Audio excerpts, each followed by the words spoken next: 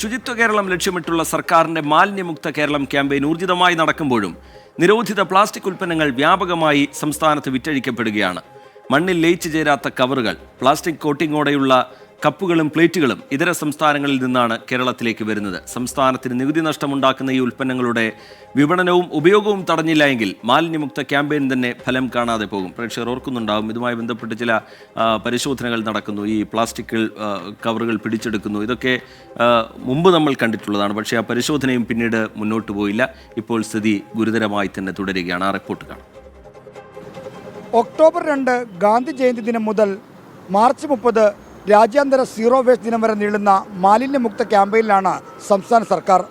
ശുചിത്വ കേരളം എന്ന ലക്ഷ്യത്തിലൂന്നിയുള്ള ഈ ക്യാമ്പയിൻ നേരിടുന്ന പ്രധാന ഭീഷണികളിലൊന്ന് നിരോധിത പ്ലാസ്റ്റിക് ഉൽപ്പന്നങ്ങളുടെ അനിയന്ത്രിതമായ വിൽപ്പനയും ഉപയോഗവുമാണ്.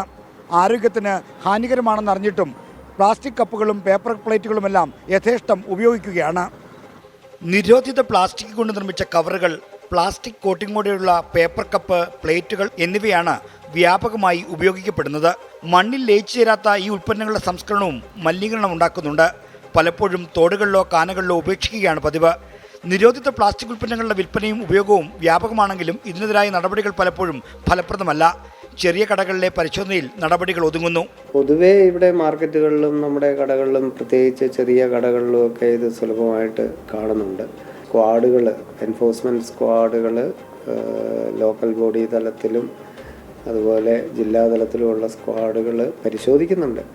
കഴിഞ്ഞ ഒരു 6 മാസത്തിനിടയ്ക്ക് ഏതാണ്ട് 200 ടണ്ണ് നിരോധിത ഈ പ്ലാസ്റ്റിക് കവറുകൾ, SUP സിംഗിൾ യൂസ് പ്ലാസ്റ്റിക് കവറുകൾ പിടിച്ചിട്ടുണ്ട്. ഏതാണ്ട് 1 കോടി രൂപയിലധികം ഫൈനും ഈടാക്കിയിട്ടുണ്ട് നമ്മുടെ ഈ കഴിഞ്ഞ 6 മാസത്തിനിടയിൽ. ഇപ്പം നടക്കുന്നുണ്ട്, പക്ഷേ ശക്തി പോരാ.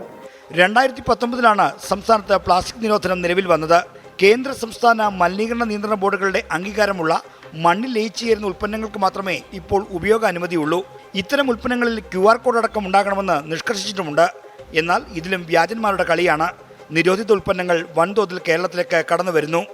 ഗവൺമെൻറ് തലത്തിൽ തന്നെ പോലീസും അതുപോലെ ട്രാൻസ്പോർട്ട് ഡിപ്പാർട്ട്മെൻറ്റും പോലീസും ഉൾപ്പെടുന്ന പൊല്യൂഷൻ കൺട്രോൾ ബോർഡും എല്ലാവരുടെയും കൂടി മീറ്റിങ്ങുകൾ നടത്തി ഇത് ചെക്ക് പോസ്റ്റിൽ തന്നെ നമ്മുടെ സംസ്ഥാനത്തേക്ക് വരുന്ന ഇടം തന്നെ അത് കൺട്രോൾ ചെയ്യണം എന്നുള്ള നിലയിൽ കുറേ തീരുമാനങ്ങൾ എടുത്തിട്ടുണ്ട്. ഇപ്പോൾ നമ്മുടെ ചെക്ക് പോസ്റ്റുകളെ ഹരിത ചെക്ക് പോസ്റ്റുകളാക്കി മാറ്റുക എന്ന് പറഞ്ഞാൽ മിക്കവാറും ഇത് വരുന്നതെല്ലാം നമ്മുടെ ഇവിടെയല്ല, പ്രൊഡ്യൂസ് ചെയ്യുന്നതെല്ലാം പുറമേ നിന്ന് വരികയാണ്. അപ്പോൾ അവിടെ നിന്ന് തന്നെ അതിനെ സ്റ്റോപ്പ് ചെയ്യിക്കാനുള്ള നടപടി എടുക്കാനാണ് ഇപ്പോൾ തീരുമാനിച്ചിട്ടുള്ളത്. അപ്പോൾ അത് ശക്തമാക്കാനുള്ള ഒരു സ്റ്റെപ്പ് ഗവൺമെൻറ് എടുത്തിട്ടുണ്ട്. അതെനിക്കൊന്ന് വരും ദിവസങ്ങളിൽ അതിൻ്റെ ഒരു ആക്ഷൻ നിങ്ങൾക്ക് കാണാൻ പറ്റും. രജിസ്ട്രേഷനില്ലാത്ത സ്ഥാപനങ്ങൾ പ്ലാസ്റ്റിക് കപ്പ്, പ്ലേറ്റ്, കവർ തുടങ്ങിയവ നിർമ്മിക്കുന്നത് തടയാൻ സ്ഥിരം സംവിധാനം വേണമെന്ന് ഹൈക്കോടതിയുടെ ഉത്തരവുണ്ട്. എന്നിട്ടും ഇവയുടെ ഉൽപ്പാദനവും വിപണനവും തടയാൻ ഫലപ്രദമായ നടപടികളില്ല.